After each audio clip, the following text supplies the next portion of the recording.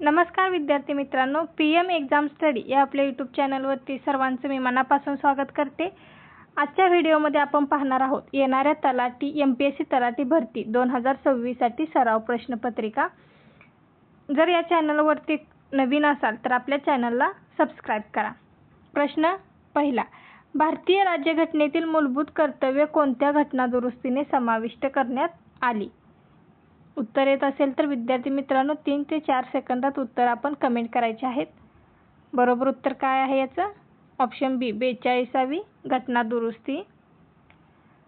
Question दुसरा, खालीलपैकी कोणते विधान भारतीय राज्यघटनेच्या कलम 32 संदर्भात योग्य आहे? बरोबर उत्तर आहे ऑप्शन बी, हे मूलभूत अधिकारांच्या संरक्षणासाठी सर्वोच्च न्यायालयात जाण्याचा अधिकार देते। कलम 32 संदर्भात हे विधान योग्य आहे। तिसरा, महाराष्ट्रातील कास पठार प्रामुख्याने कोणत्या भौगोलिक वैशिष्ट्यासाठी प्रसिद्ध आहे? बरोबर उत्तर आहे ऑप्शन बी, ज्वालामुखीय खडकांवरील जैवविविधता व हंगामी फुलांचे वैभव यासाठी महाराष्ट्रातील कास पठार प्रसिद्ध आहे। प्रश्न 5वा, खालील विधाने विचारात घ्या। राज्यसभेचा सदस्य होण्यासाठी किमान 30 वर्ष वय लागतं। लोकसभेचा सदस्य होण्यासाठी किमान वय 25 वर्ष आहे आणि राष्ट्रपती होण्यासाठी किमान वय 35 वर्ष आहे। बरोबर उत्तर काय आहे विद्यार्थी मित्रांनो? कमेंट करायचे आहे 3 ते 4 सेकंदामध्ये।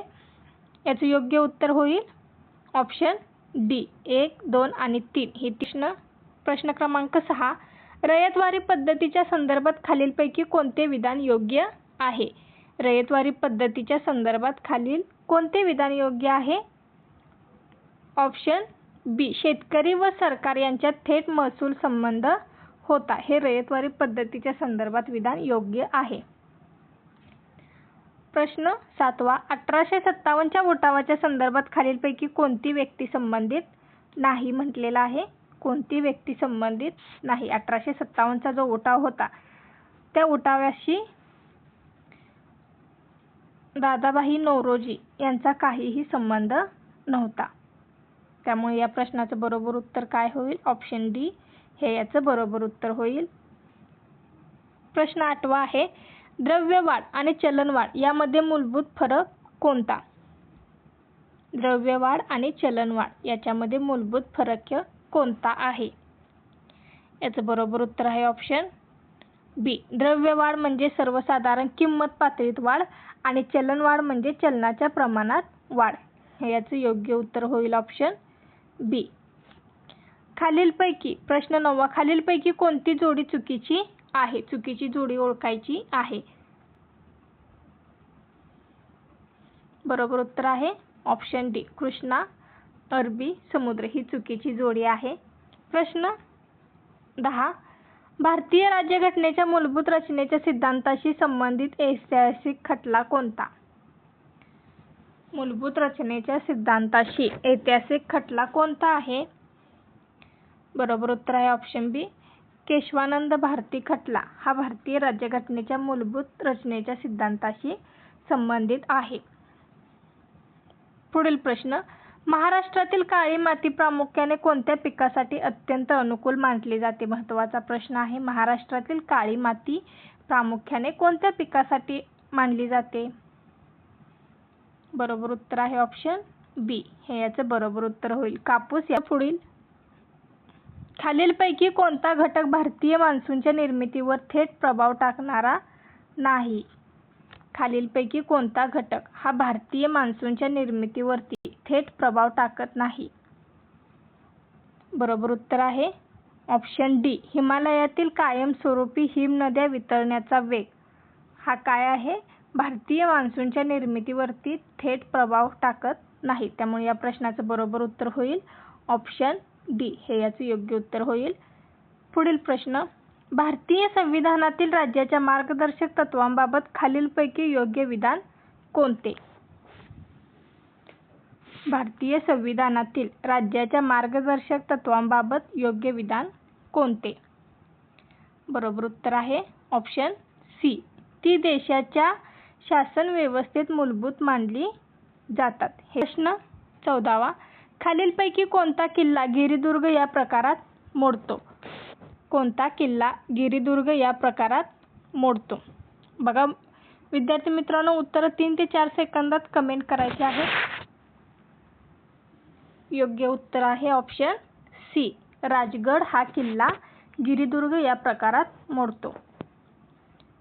पुढील प्रश्न, व्हर्नाक्युलर प्रेस ॲक्ट कोणता व्हायसरॉयच्या काळात लागू करण्यात आला? व्हर्नाक्युलर प्रेस ॲक्ट कोणत्या व्हायसरॉयच्या काळात लागू करण्यात आला? याचं बरोबर उत्तर आहे लॉर्ड लिटन यांच्या काळात हा लागू करण्यात आला. पुढील प्रश्न, खालील विधाने विचारात घ्या. पहिलं विधान आहे सह्याद्री पर्वतरांग पश्चिम घाटाचा भाग आहे. दुसरं विधान, पश्चिम घाटाच्या पश्चिमेकडील उतारावर तुलनेने जास्त पर्जन्य पडतो. आणि तिसरं विधान, महाराष्ट्रातील पर्जन्य छायेचा प्रदेश मुख्यतः सह्याद्रीच्या पूर्वेकडे आढळतो. अशी विधाने विचारात घेऊन योग्य पर्याय काय आहे? याचं उत्तर, बरोबर उत्तर आहे ऑप्शन डी, 1 आणि 2, 3 ही तिन्ही विधाने योग्य आहेत.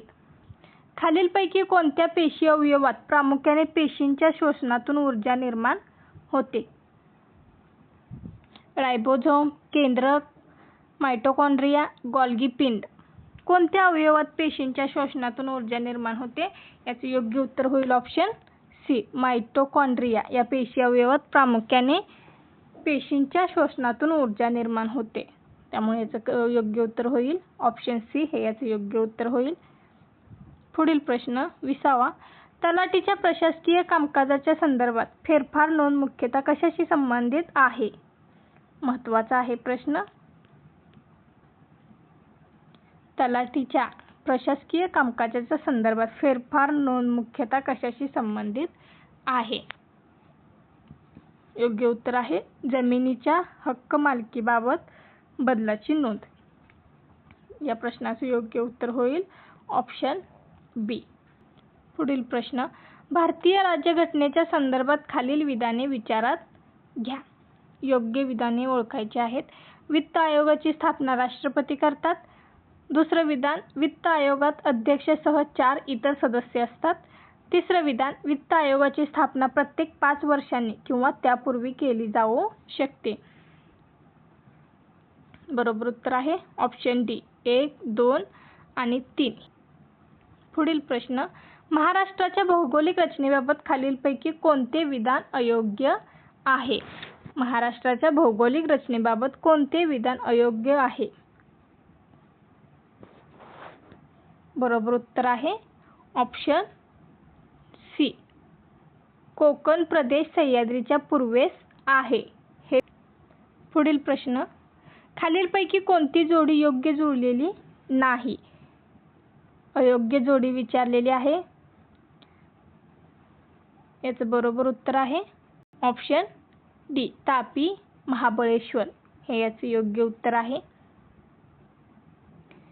पुढील प्रश्न, कायमस्वरूपी बंदोबस्त म्हणजेच परमनंट सेटलमेंट याबाबत खालील विधाने विचारात घ्या. कायमस्वरूपी बंदोबस्त. उत्तर विद्यार्थी मित्रांनो 3 ते 4 सेकंदात उत्तर कमेंट करायचे आहेत. याचे योग्य उत्तर आहे ऑप्शन डी, हे याचे योग्य उत्तर आहे.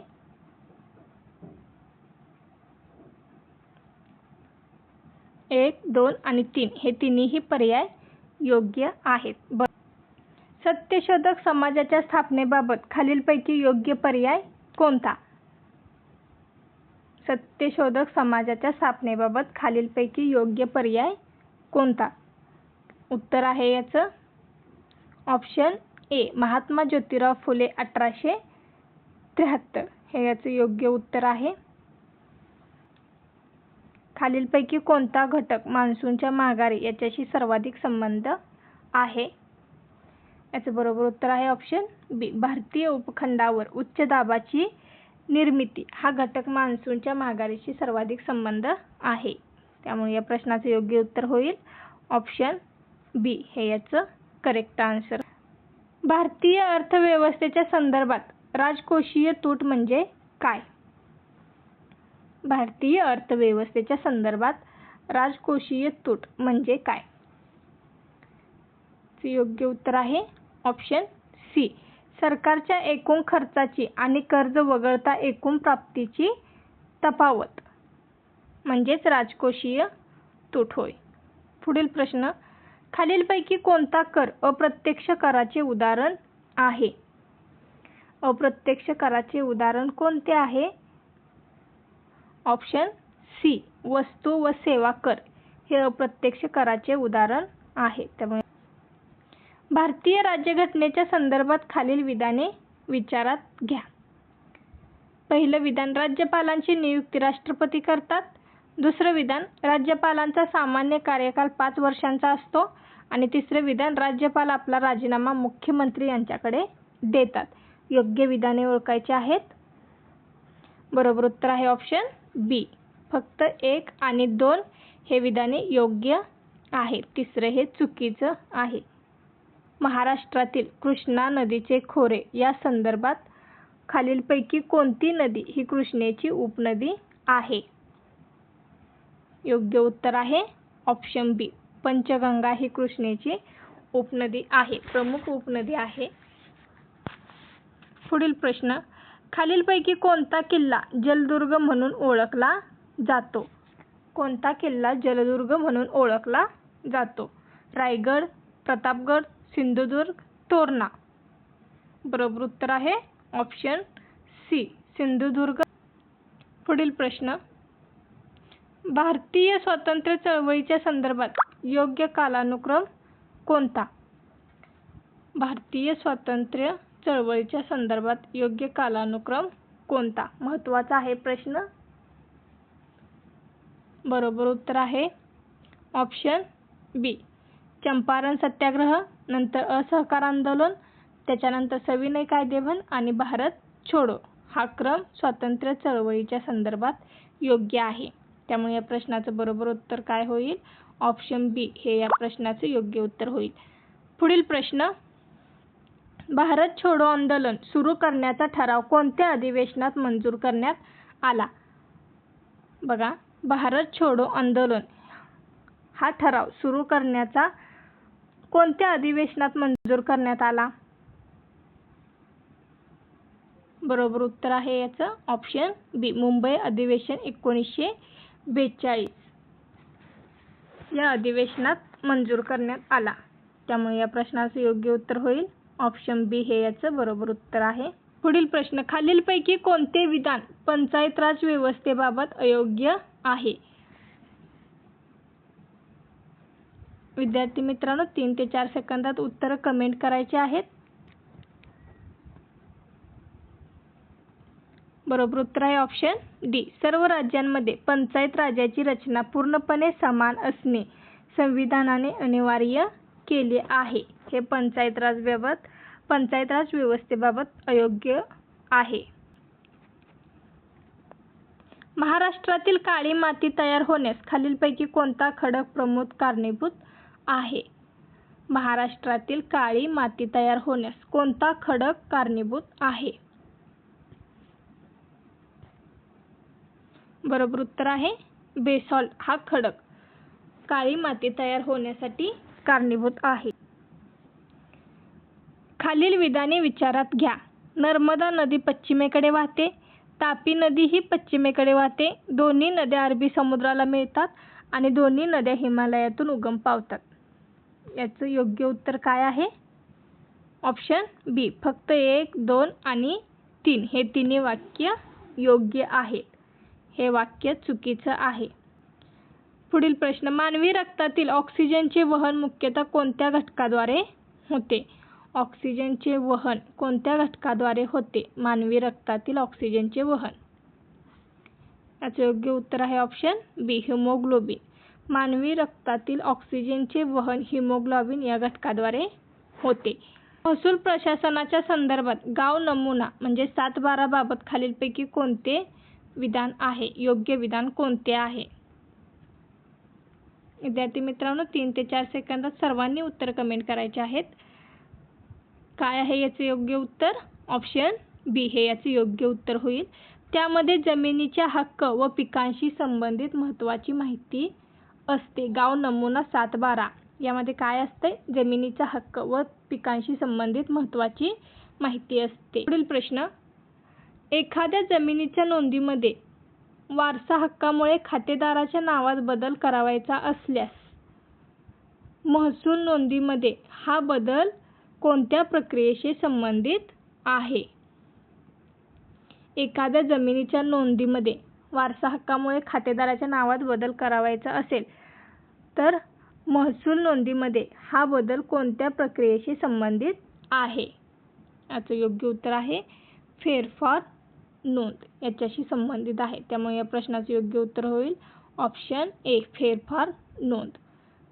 व्हिडिओ आवडल्यास आपल्या व्हिडिओला लाईक करा, चॅनलला सबस्क्राईब करा आणि इतर विद्यार्थी मित्रांना शेअर करा. धन्यवाद.